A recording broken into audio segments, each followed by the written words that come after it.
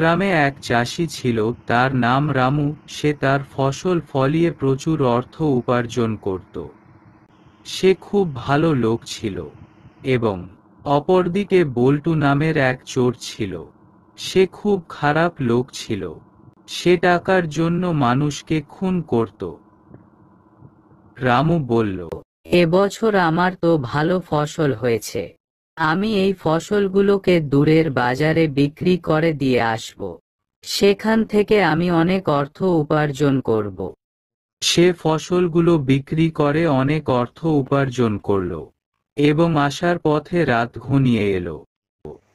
এমন সময় সেই চোর তার সামনে এলো। তার হাতে একটা ছুরি।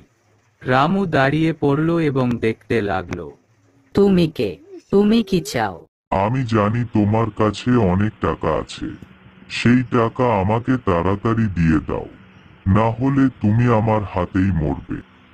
টাকার ব্যাগ আমি দেব না। চোরটা রামুকে ছুরি দিয়ে আঘাত করল ও রামু মারা গেল। চোর তার টাকার ব্যাগ নিয়ে পালালো।